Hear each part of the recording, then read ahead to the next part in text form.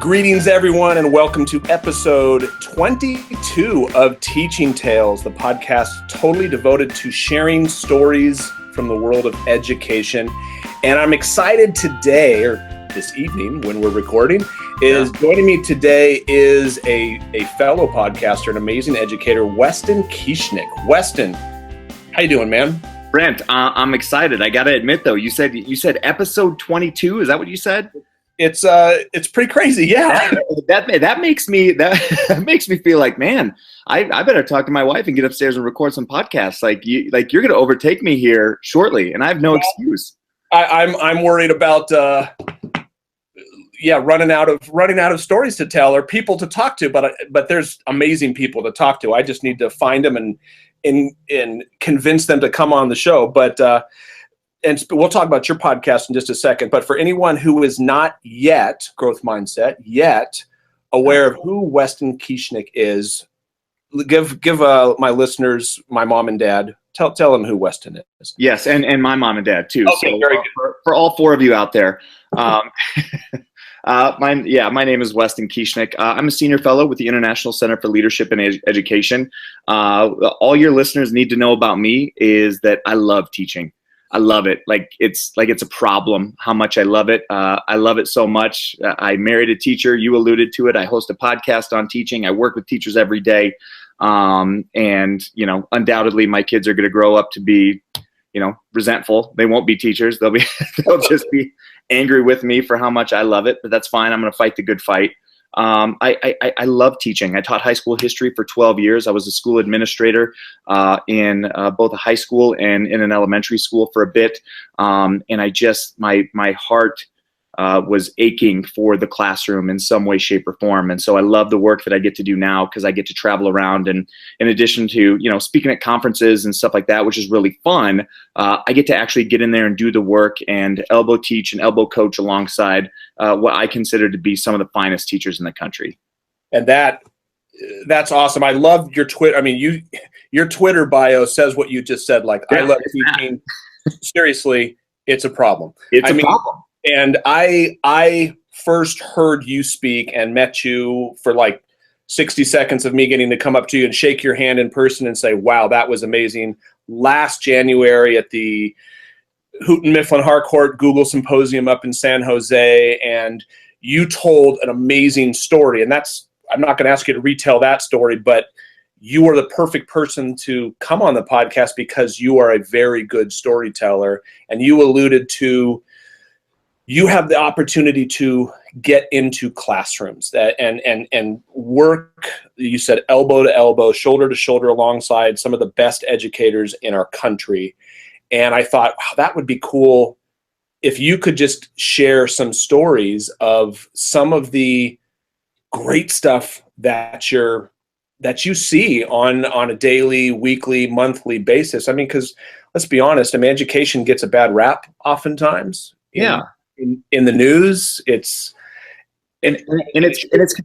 completely undeserved. It's completely undeserved, and I'm sure I'm like you, Brent, in the sense that when education gets a bad rap, I take it personally because you can't knock education without knocking the teachers who are out there in the trenches doing incredible work on behalf of kids. And I have a really visceral response to it because I get to see those teachers every day and I get to see what they do for kids every day. Same as you do, as you do in your own school. And so I take it to heart. I take it personally because there's some amazing things happening. Yeah. Don't judge us by our worst specimen or something. I mean, are there people out there who aren't? Yes, there are, but that is the exception to the rule rather than the rule. And I want to highlight some of the amazing things. So, I mean, if you would, can you share something that you have seen in the classroom of just examples that somebody who might be listening be like, oh, wow, that's cool. I'm going to try something like that. Yeah, so I'll share a couple of different stories, right? A couple of different stories. One was of a teacher. Her name was Francine, right? And Francine was a foreign language teacher in Minneapolis, Minnesota, right? So she's up there in Minneapolis, and she's working with her kids to teach them Spanish, right? In a high school class in Minneapolis. Now she was going through the exact same sort of trials and tribulations that every single foreign language teacher in the country, more or less, goes through, which is we don't teach foreign language in the way that we know people learn it, right? Sure. People learn a foreign language by, surprise, surprise, speaking it and hearing it spoken. Yes, immersion. Yeah, immersion. But immersion is so difficult in your typical high school foreign language class or elementary or middle school for that matter, just by virtue of the fact that there's typically a grand total of one native speaker of that language, right? Sure. And so how do kids learn foreign language? Well, they do a lot of verb conjugation. They do a lot of like open the book and let's learn some vocabulary. And we know the retention level on that strategy is super low. 501 Spanish verbs. I remember when I took Spanish. And you remember because it was painful. Yes. Yeah. And I wanted to learn Spanish, but it wasn't until I got into college and took an actual conversational Spanish class that I really, or actually when I worked in a restaurant for 5 years and worked with people who spoke Spanish native, that's where I learned. That's where you learn. That's where I learned it. That's where you learn. That's where you learn. It didn't matter how many vocabulary words you were going to crack open in that class. Like you were never going to become a fluent speaker that way. And Francine was an incredible woman because she actually spoke 6 languages with fluency. Right. She was incredible. And so she's, I mean, that tells you something about her just in and of herself. Right. She's obviously clearly a really motivated, really innovative person. And I remember I walked into her class one day and we were doing some coaching work and she was going back and forth with how frustrating this was for her to be able to teach because she was a relatively new foreign language teacher at the time. And so we started talking about some ways we can integrate technology. And I don't want to take any credit for what she did because a couple of months later, I came back and found that what she had done was she had said, okay, here's how I know kids learn foreign language. So here's what I'm going to do. So she had hopped online and she had partnered with a school in Mexico City. And for the first 15 minutes of every single class, and she partnered with the school in Mexico City because the time zone lined up perfectly. Yep. Vertically, they lined up perfectly. So she said, okay, for the first 15 minutes of every class, we're going to have kids speak in a talking team, right? And 7 minutes, so the first 7 minutes, they're going to speak conversational English. And the second 7 minutes, they're going to speak some conversational Spanish with about a minute debrief time with their talking buddy at the end. Because those kids in Mexico City needed to learn English, and her kids needed to learn Spanish. And so every single week, she would work in collaboration with the teacher in Mexico City. They would come up with 5 prompts to use in the following week. And then Francine would, in her class, identify some vocabulary that she wanted to use, some verb conjugation she wanted to happen.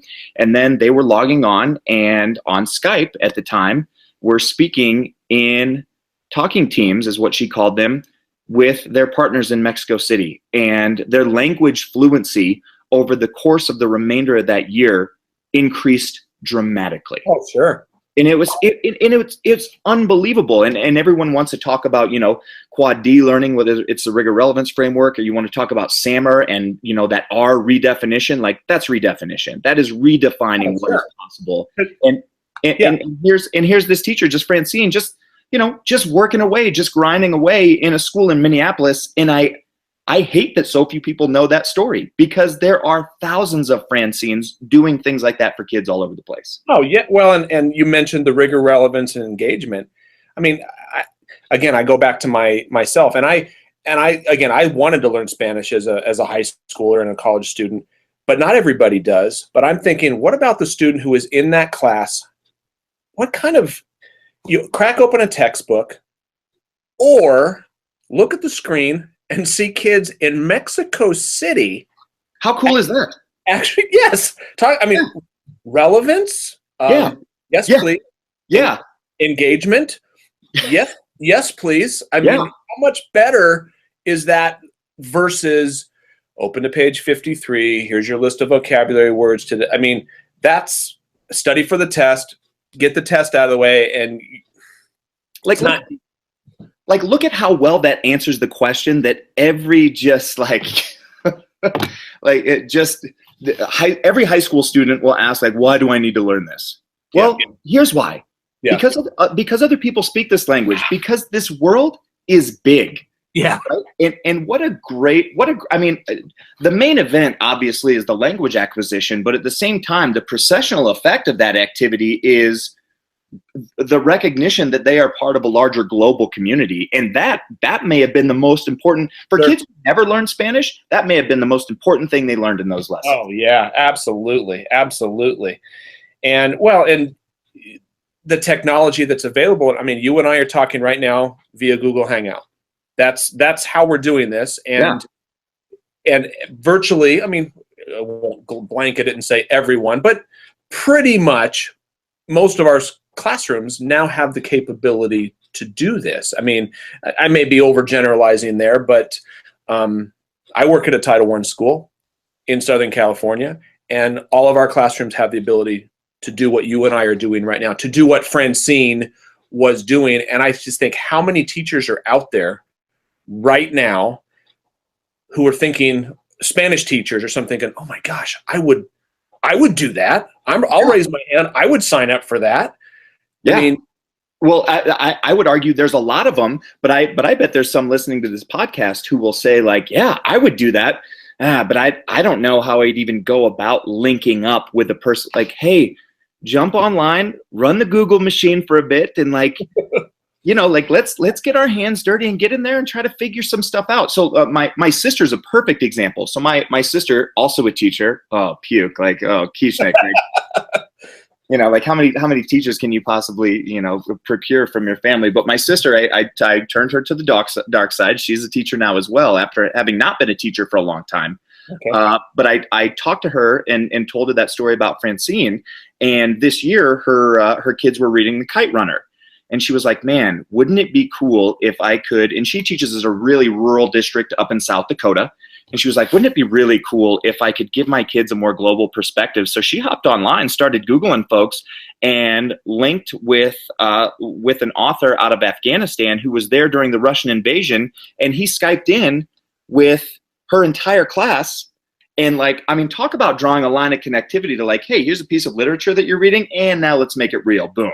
Yeah. Well, that's the beauty. Yeah. And the beauty now of social media and Twitter and things like that, I mean, not nearly, but that reminded me of, I read a book called Arnie the Donut. Yeah. It's a picture book. I mean, it's awesome, by the way. If you're looking, anyone listening, if you're looking for a great picture book with like the pictures that the kids like, but the adults like even more, because there's a lot of hidden things in there. Whole story is about a donut that doesn't realize that he was made to be eaten. Nice. And halfway through the book discovers guy's about to eat him. What are you doing type thing? Anyway, I tweeted the author and said, hey, just so you know, love your book. I'm going to be reading this to all the classes in my school this coming week. She tweeted back the next day saying, oh, that's great. Send me pictures. How cool was that to then show my students and say, hey, guys, check this out. Put the tweet up on the big screen and say, look at this. The author knows that we're reading this. Look, she wrote back. How cool is that? And that's the neat thing, that like my daughter, who is a sophomore in high school, is a writer. I mean, she loves to write. It is her goal to do something in the field of writing. And that's the cool thing, that she's already started writing a book, I mean, which she would love to get published someday. But the neat thing is she has the ability now to go out there and tweet authors. Yes. Or I mean, which was completely unheard of. No, you were having to write the equivalent of fan mail before. Yes. And that's one thing that I'm not sure people fully understand. You know, social media sometimes gets a bad rap as well.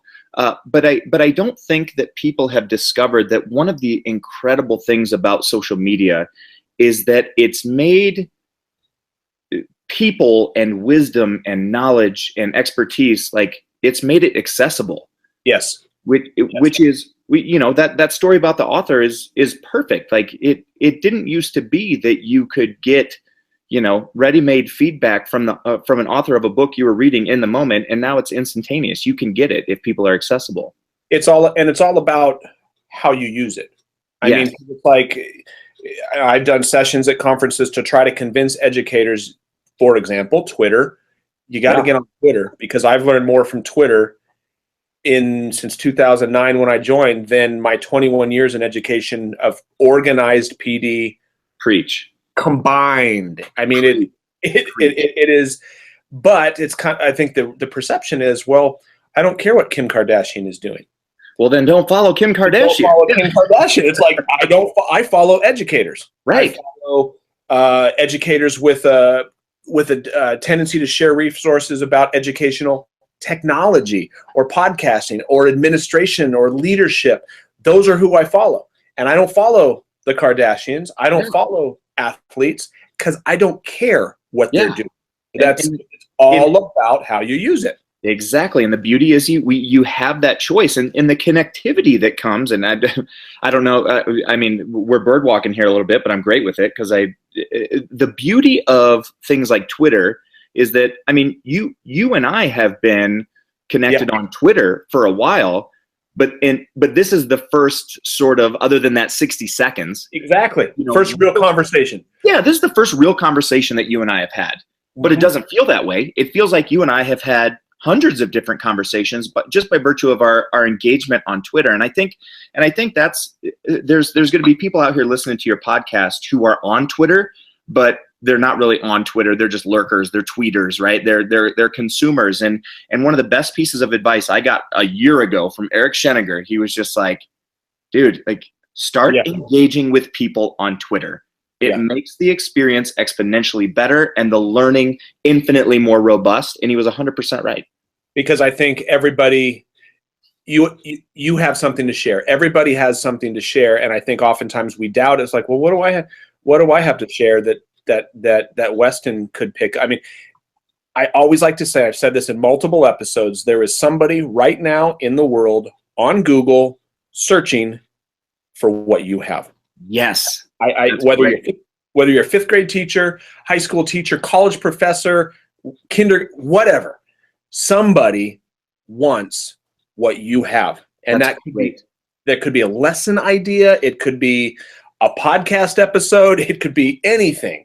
Yes. It could be a struggle that you've had in your class. Yes. And you have the capability to save someone from that same sort of crash and burn moment. And more importantly, save their kids from that crash and burn moment and prop them up to be more successful than they otherwise would have been. Absolutely. Like, if that doesn't just ring the tuning fork inside any educator, like, I don't know what does. Like, look at the exponential impact that you can have. Well, Todd Nessaloni, principal. Love Todd. Did you? He just posted a blog post just the other day about, it's called Scars. And oh my gosh, I mean, it completely resonated with me, and I was able to tweet him back just saying, like, thanks, man. I've never met Todd. Yeah. I mean, good chance I probably never will, because we don't live in the same state yet. Right. His words through his blog post that he shared via Twitter made an impact in my life. Yep. And Todd could be one of those guys who could say, like, oh, I don't know what I have to share. But Todd has had that sort of internal paradigm shift to say, like, no, like, I'm not just going to be a consumer. I'm going to offer something. And his blogs are great. His book, Kids Deserve It, is awesome. I'll plug Todd's book all day. Like, that book is incredible. But yeah, to your point, there's amazing stuff out there for those who are willing to go out, seek it out, and be contributors to the community. Yeah. And you said did you have another story that you wanted to? Yeah, I do. So it's one of those where, here's this great story of Francine, and then there's this other story, and the person that comes to mind is Amber, but at the same time, like, this could be anyone. This could be anyone, because I've experienced this, probably 150 different times, where I go in and I watch a teacher, and so much of the coaching that I do is very ed tech centric. You know that. But for any listeners out there who don't, so much of my work is in the ed tech space. And I went in and watched Amber one day, and there's so many things out there in the ed tech space that are really, really cool. And so Amber was really excited because she had found Edpuzzle one day, and she had found Google Forms and kind of the functionality that exists in Google Forms and all the graphical data that you can pull out of there. And she had found, it was some other back channel, like maybe it was Today's Meet or something, if my memory serves me correct. So she was like, okay, like, we've got computers, like we got Chromebooks, and now I just found all these tools. And so I walked into her class one day to do an observation, and she did station rotation with her Chromebooks that she had just received. And at each station, kids were engaging with Google Forms, with Today's Meet, and with Edpuzzle. It was like, it was a tech extravaganza. And keep in mind, she'd had her Chromebooks in her room for all of about 4 days. Wow. Right. And so, you know, obviously she goes, she teaches her lesson. It's an absolute nightmare. It's an absolute nightmare because she spends the entire lesson managing the tech. On the tech and not the content. She's managing the tech. She's managing the kids on the tech. The kids are like, what the hell is going on? And it's a middle school. Yeah. So it's just like the whole thing devolves into a complete nightmare. Right. And I'm sitting there in the back of the class and just kind of watching and doing some observations, trying to give her some, you know, like, hey, it's okay. Like, let's talk about this at the end. And she gets done. The kids shuffle out of the room, and she looks up at me and she was like, well, I'm never doing that again. And I was like, whoa, whoa. And so we coached her through that moment. We talked about the excessive number of tools that she was using, but like we talked more specifically about that moment of like, whoa, I'm never doing that again. And I like to tell that story about Amber because Amber is so many people out there who try tech for the first time in their classrooms and it goes really poorly. And they're just like, whoa, I'm never doing that again. And I know where you're going because I've seen this picture that you have tweeted. Yes. Go there. Yes. And I'm just like, man, like as teachers, that can't be our mentality, especially as teachers, because we would never allow that of children, right? No. Think about if we allowed children to do that with something like reading. Like, oh, whoa, that did not go well the first time I tried it. I am never doing that again, right? Or with basic, like none of us would ever learn anything. Yeah. And so I want to reach out to teachers out there because there's a lot of teachers who have likely just had a lesson like this and have decided to hang up their ed tech hat. And so many of the struggles that you're going through are so easily fixable with the right coaching, with the right introspection, with the right self-reflection. And sometimes it's just a matter of zeroing in on one thing that you just want to get really good at. Sometimes you have to go really slowly before you can go quickly. And it's a big piece of the puzzle, I think, that's missing. It's why I love Amber's story so much. Well, and I think as a site administrator, as a principal, when I go into classes, kind of piggybacking on your story with Amber, I've told my teachers, guys, I would rather see you trying something to engage students that doesn't go perfectly than a quote unquote perfect lesson, right? That is not engaging, that the kids are compliant but not engaged. Yes. Wow, look how quiet they are. Look how well behaved they are in the rows and no one's talking to it. I would totally rather you see them try something, try tech, try one of the things, try a mystery Skype or try something, and maybe the tech doesn't work. Okay. But did you see the kids? Even though the tech didn't work, did you see them waiting and anticipating, waiting for the other? I mean, even if it doesn't work, you had them. You had them. And that's what tech can do, even if it doesn't work all the time. Not if. It's not going to work all the time. That's part of That's part of tech. Yeah, it is not going to work all the time. But just the cool factor, just the engagement factor, just that alone is going to pull a lot of kids in and bring that. Yeah, and that was the case. That was the case with Amber. For those who are willing to invest in the short-term pain towards the benefit of the long-term gain, like success lives in that space.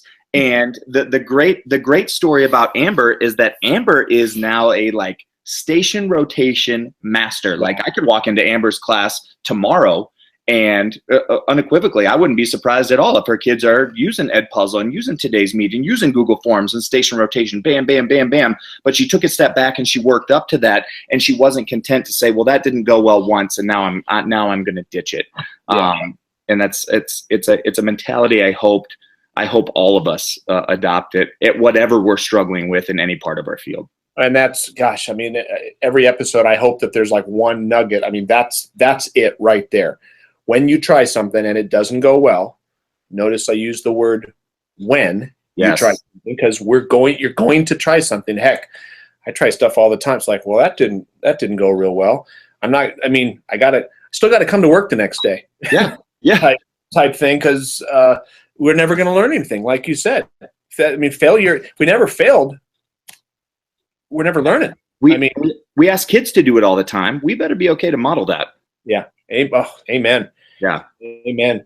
No, I love those. I love that story about Francine and the technology and Amber with the technology. Now ed tech is one of your specialties, and you are sharing, and you wrote a book, Bold School. I did. My new book, Bold School, is right up your alley, Brent. It is chock full of stories. Yes. So it is. I talk a lot about some of the things that we talked about at the front end of this podcast, right? How I don't buy into the notion that education is broken. I don't know if you've ever heard Jamie Cassip speak. He is excellent. He's excellent. He wrote the foreword for the book. He's for those who don't know, he is the education evangelist at Google. Also doesn't buy into this notion that education is broken. None of us would have gotten anywhere close to where we are right now without the great educators in our lives. And so the long and short of Bold School is, how do we take our old school wisdom, like the wisdom of our past, the wisdom of our forefathers, the wisdom that's been going on in classrooms since the dawn of the one-room schoolhouse, and how do we match that with innovation? Not throw it away, but how do we match old school wisdom with modern innovation to create blended learning that actually works for kids and for teachers, right? And so there are a ton of stories about, hey, like, how do we? So I'm a big fan of John Hattie and John Hattie's work. So the question in the book is all about, how do we take those high effect size strategies, those things that we know work with kids, and how do we use digital tools to elevate those strategies to make them more efficient and more effective than they ever were before. And so we take stories like, folks like Francine and folks like Amber and folks like all these other amazing teachers that I've seen, and I highlight, here's an instructional strategy. Here's how you take direct instruction. Here's how this teacher took Kahoot to elevate it to the next level. Here's what they were doing wrong the first time I saw them. Here's how they fixed it. And it's tools for immediate implementation in the classroom, so that teachers can meld high effect size instructional strategies with blended tools with efficacy and with efficiency. Oh, that's awesome. And I love the fact, the whole old school, bold school. I mean, there are tried and true strategies without technology that still work, that are still effective. And I think so often the pendulum swings to the other side. It's like, oh, everything has, no. I heard it. One of my former principals used to say, the best teachers could teach under a tree. Yep. And I firmly believe that. When the tech goes wrong, Plato did it. You can. And how'd that work for them? And it worked pretty well. So, yeah, taking the old school wisdom, I think you said, and blending it with Skype or Google Hangouts or those types of things. And and I'll just tell you what, when I go in and I do work with teachers, my biggest messaging to them is that I understand, I've sat in their seat so many times, that their perception is that the arrival of technology or the arrival of a person like me, the professional development guy, represents the departure of everything they love about teaching and learning. And one of the first things I try to do is help them to understand, like, that is not the case for me. No. I want to find the thing about teaching that you love, the thing you are great at. If you are the direct instruction master, if you are the Socratic seminar master, let's use technology to elevate those things and make you better at them. Even better. Before, not take them away from you. I don't want to create this nation of station rotation and flip learning drones. That is not my desire. Are those great strategies and tools? Absolutely they are. But they are not the best fit for every teacher, and we have to approach our coaching, especially as it pertains to ed tech, with a bit of a more strengths-based approach. Oh gosh, when does it come out? It is out June 5th. It is available for pre-sale now. So if you go to leadered.com/bold school, it is there for pre-sale. You can get 30% off right now. Otherwise, it'll be available in print by July 5th. And I'll be a featured speaker at the Model Schools Conference in late June, and the book will be available there as well. Oh, I will definitely be picking a copy of that up. And before we go, I do want to promote or plug your podcast, because for anyone listening, Weston's podcast is called Teaching Keating, and your format is brilliant. Basically, I mean, I love anyone listening. Every week, you and your wife Molly, yes, correct? Yes, my wife Molly, take a different movie or television show, typically movies, and talk about very conversationally how it relates to education. And it is awesome. Thank you, man. I appreciate it. It's been a humbling experience, that podcast, for me, because everyone who gives me feedback on the podcast tells me their most favorite part about it is my wife, and usually how she gives me such a hard time. So well, and Molly, if I like his Sean Connery. I think he has a very good Sean Connery impersonation. You're the man now, dog. Yeah. Socks are poorly designed. That's awesome. So thank you. I will be bragging to my wife that you said my Sean Connery is on point. I'm gonna play this podcast for her in the car, and I'm gonna turn this part up super loud. So and the one, they're all great, but I got to tell you, for anyone listening, your Snape episode. Snape with Chris Webber.